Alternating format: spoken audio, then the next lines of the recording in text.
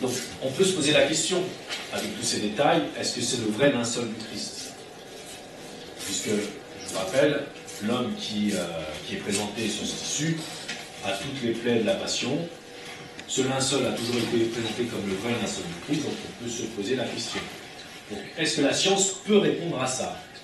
Donc en 1988, le Vatican autorise de découper un échantillon du linceul pour le passer à la datation au carbone 14.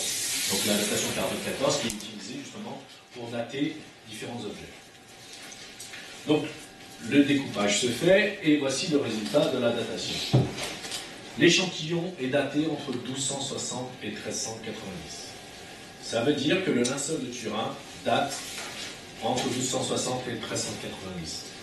Ça tombe bien, puisqu'il apparaît à Guéret en 1357. Donc la science et l'histoire concordent absolument. Donc le linceul de Turin, alors est un faux, du moins date du Moyen-Âge. J'allais dire pour moi presque la conférence est terminée là. Merci, au revoir. Bon, comme vous en doutez, pourquoi on continue de chercher? Puisque à partir de 1988, certains scientifiques ont commencé à douter de la datation. Et des scientifiques, des historiens aussi ont quand même continué à chercher, à essayer de comprendre pourquoi il y avait quand même quelques contradictions au niveau de la datation par rapport à l'histoire, par rapport à certaines hypothèses historiques, etc. Puis, au niveau scientifique, dans les années 2000, Raymond Rogers, qui était un des membres du STURP, donc qui a analysé le linceul de Turin en 1978, qui faisait partie de cette équipe scientifique, avait prélevé, lui aussi, également, donc des fibres de surface au niveau du linceul. Il avait en sa possession aussi des fils d'un autre échantillon, j'expliquerai un petit peu plus tard, et un fil de l'échantillon qui a été daté en 1988. Et il décida de faire des analyses un peu plus poussées. Et justement, ce qu'il allait trouver allait tout changer. Alors, à partir de là, pour moi, je vois trois façons de vous faire une conférence sur le linceul. Première façon, c'est de prendre tous les éléments qui concordent ou qui parlent d'un vrai linceul du Christ. Donc, je pourrais vous parler donc, de la relation entre les plaies du Christ et le linceul de Turin, des pollens. Je pourrais vous dire aussi que ce linceul serait antique, puisqu'on aurait retrouvé des traces d'écriture assez anciennes. Il y a une hypothèse historique qui permettrait de faire remonter le linceul de Turin au temps du Christ. Vous avez peut-être entendu parler d'un bombardement de neutrons qui aurait créé l'image et aurait faussé la datation au carbone 14 pour faire un vrai corps en 3D sur le linceul. Mais aussi, je pourrais vous faire une deuxième conférence, c'est-à-dire celle-ci, celle qui permettrait de dire que ce linceul est faux, puisque la datation scientifiquement prouvée, acceptée par le monde scientifique, dit que ce linceul date du Moyen-Âge, et puisque l'histoire aussi nous dit que ce linceul apparaît en 1357. Et j'avouerai aussi qu'on a retrouvé quand même quelques traces de pigments, donc de peinture, sur le linceul de Turin. Donc tout concorderait pour dire que c'est un faux du Moyen-Âge. Et moi je vais vous faire une conférence justement qui vous propose les faits tels qu'ils sont, avec uniquement des faits scientifiques qui sont acceptés par la communauté et des faits historiques au niveau des hypothèses qui sont proposées. J'essaye d'être objectif, de proposer des faits sans en donner une interprétation. D'accord ? Pourquoi ? Parce qu'au niveau historique, par exemple, on a certaines hypothèses qui feraient remonter le linceul de Turin au temps du Christ. Mais je trouve que ces hypothèses ne vont pas assez loin, puisque quand vous trouvez un document, et si vous faites un peu de recherche historique sur le linceul de Turin, vous allez retrouver tout au long de l'histoire des linceuls ou un linceul. Mais quand vous trouvez le mot linceul, est-ce que c'est le vrai linceul de Turin? Est-ce que c'est le linceul du Christ? Est-ce que c'est un des linceuls qui existent dans l'histoire? Donc il faut vous poser des questions. Qui a écrit le document? Pourquoi le document a été écrit? Dans quel but? Et surtout, dans quel contexte le document a été écrit? Donc ça, c'est ces trois questions qu'il faut se poser quand on reçoit un document qui parle du linceul ou d'un linceul. Donc au niveau historique, En 1978, un historien, Ian Wilson, propose une hypothèse qui permettrait de faire remonter le linceul au temps du Christ. C'est ce qu'on appelle l'hypothèse de l'image d'Édesse. Alors l'image d'Édesse, c'est une légende, donc c'est la légende du roi Abgar. En fait, le roi Abgar, voici la légende. Au temps du Christ, pour guérir le roi de la ville d'Édesse atteint d'une maladie, Jésus lui envoie un linge où il imprime de manière miraculeuse son visage. En voyant le tissu et l'image, le roi est aussitôt guéri. Donc c'est une légende qui daterait du 1er siècle et qui permettrait de faire remonter le linceul de Turin à César. Pourquoi? Parce que pour Ian Wilson, en fait, l'image d'Édesse serait le linceul de Turin plié de telle manière qu'on ne verrait que le visage. Donc là, vous avez une représentation de l'image d'Édesse. Et Ian Wilson dit que, en fait, c'est ça l'image d'Édesse, donc c'est le linceul de Turin, mais plié, vous voyez, en plusieurs fois et qui ferait ressortir que le visage. D'accord? Donc en proposant cette légende, en disant qu'en fait le Mondi, enfin l'image d'Édesse serait le linceul de Turin, il permet de faire remonter le linceul de Turin au 1er siècle avec cette légende. Le problème, c'est que si on s'arrête là, je veux dire, c'est très bien. Mais si on analyse les textes tels qu'ils sont, on a une lecture qui est complètement différente. Pourquoi? Parce que la légende du roi Abgar et de l'image d'Édesse n'apparaît dans l'histoire qu'au IIIe siècle. Et au IIIe siècle, quand on lit les documents, il n'est jamais question d'une image du Christ. En fait, le roi Abgar et Jésus communiquent par lettre. Abgar envoie une lettre à Jésus et Jésus lui renvoie une lettre.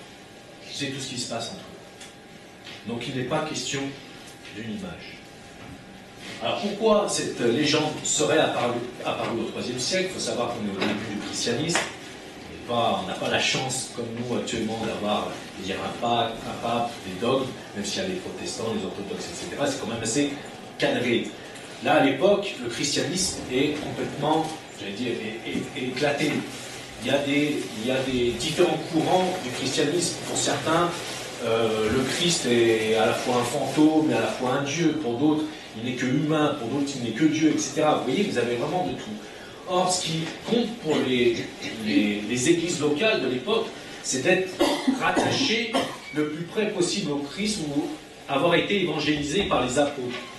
Donc le fait de créer une légende qui permet de dire « nous avons une lettre du Christ », ça permet de dire à l'évêque du coin « moi j'ai la vérité, parce que moi j'ai une lettre du Christ. » Donc ce que je dis c'est vrai.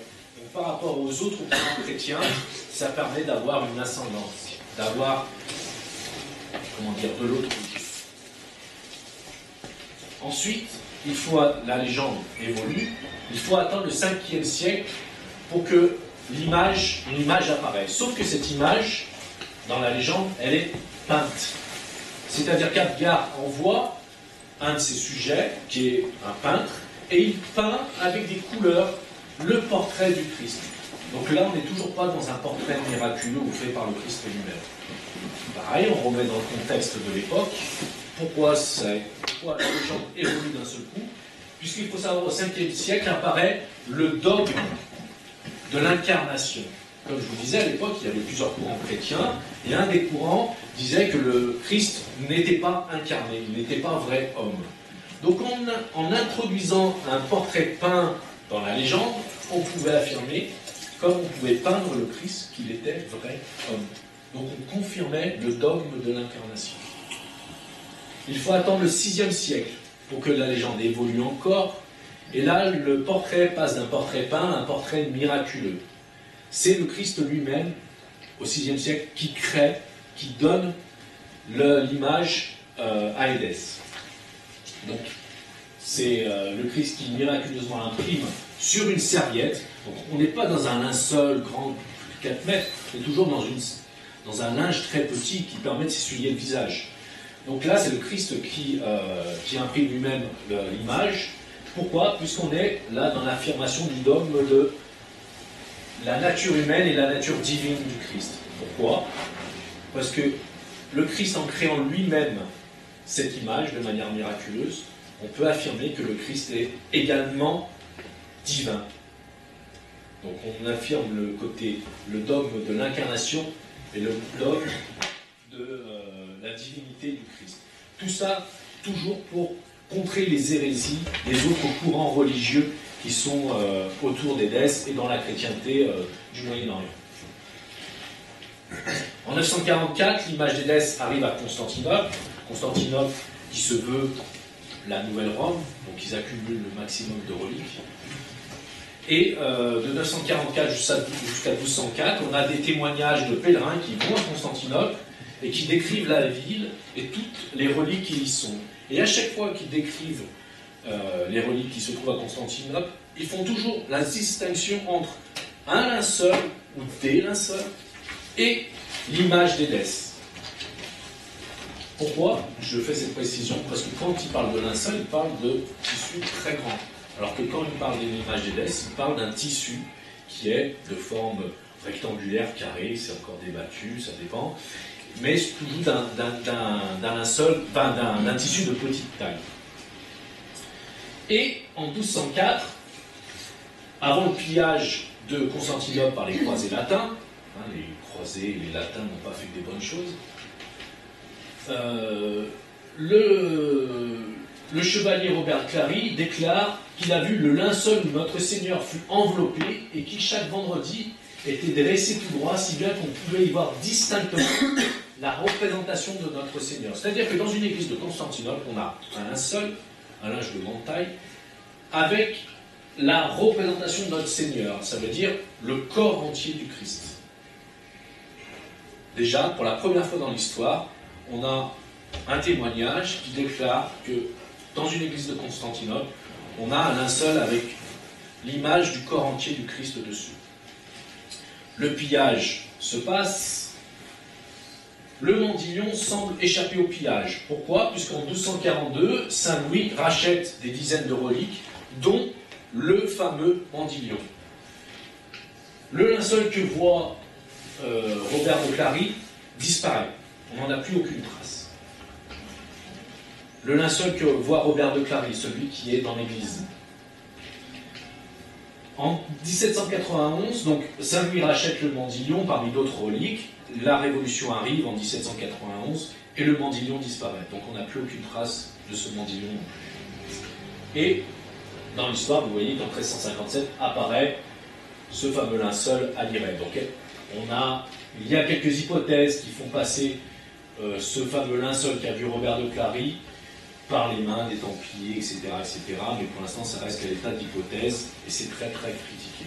Donc on n'a pas de lien entre 1204 et 1357. Et le lien du Mandillon, on voit qu'il est ici. Bon, c'est complètement différent du linceul à l'Irène.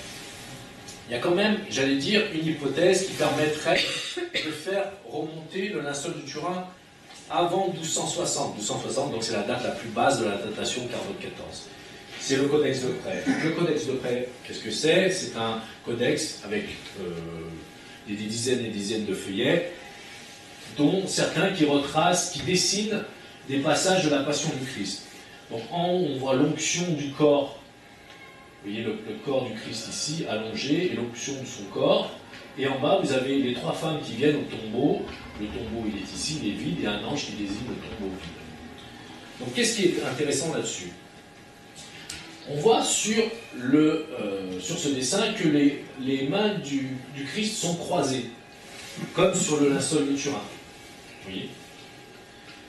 Que le Christ est nu sur cette image, sur ce dessin, comme sur le linceul de Turin. C'est assez rare de voir un Christ nu quand même. En général, il a un pagne, même quand il est mort. Il manque les pouces. Oui, les 2 pouces, donc on n'a que 4 doigts, comme sur le linceul de Turin. Alors ce détail, c'est pas une preuve absolue, puisqu'on retrouve ce détail de 4 doigts dans d'autres dessins qui n'ont pas de rapport. Mais c'est un détail supplémentaire. Mais ce qui est le plus important, j'allais dire, c'est ici.